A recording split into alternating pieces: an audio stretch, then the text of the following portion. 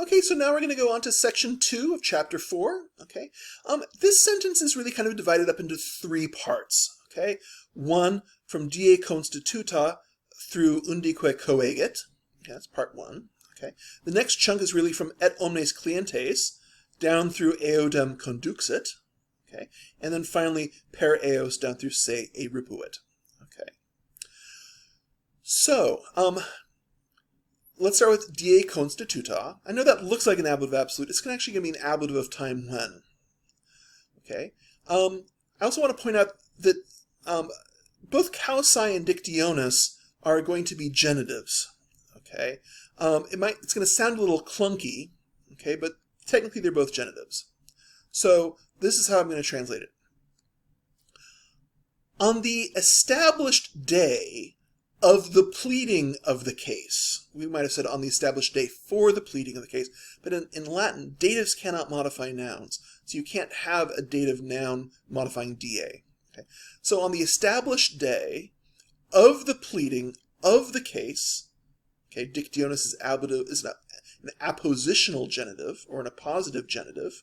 Okay, causae objective genitive. Okay, what happened? Orgeterix. Coegit, assembled, the verb again from kogo. Here he assembled, he brought together. It's kogo is from kon plus ago.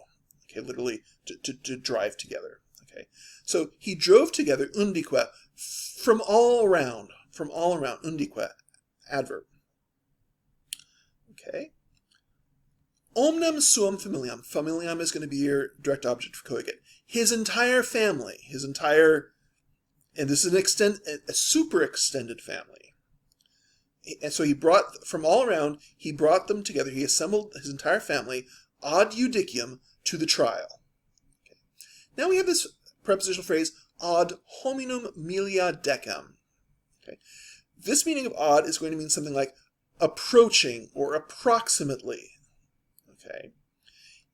Its object, the object of this preposition ad, is this neuter accusative plural milia. Okay. Decem is in agreement with this milia. So literally 10,000s. Okay. So again, so ad hominem milia decem, approaching 10,000s of people. Okay. Pretty much whenever you see the plural milia, you should be expecting a partitive genitive. Okay. Thousands of what? Thousands of people, thousands of marshmallows, thousands of whatever you got. Okay, so I know you see that and you might think, oh, is this an odd plus a genitive? No. It's still odd plus accusative, milia is accusative, then hominum is your partitive genitive. Okay, so his entire family approaching 10,000 people, literally 10,000s of humans. Okay, what else did he do? And conduxit, he led together eodem to the same place. Eodem is kind of going back to ad judicium. It's kind of re-explaining that. And he led together to the same place omnes clientes, all of his clients. Obaire ratosque suos, and all his debtors.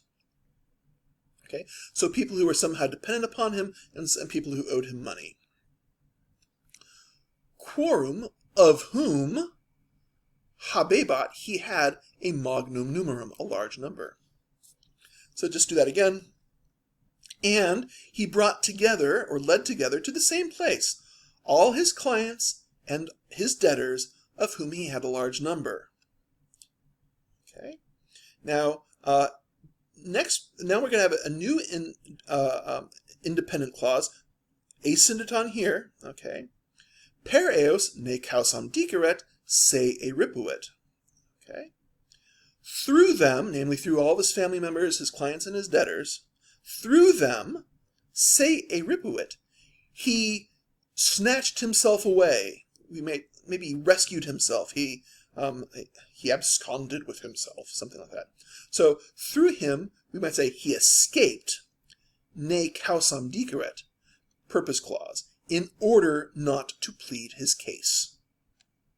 Okay. Again, here we have a nice perfect tense eripuit, Okay, triggering a secondary sequence. That's why we have an imperfect decret in this purpose clause. Just remember that when you have to negate a purpose clause, you get a nay. Okay. All right, now I have some questions to ask for you, and then I will see you in the last screencast.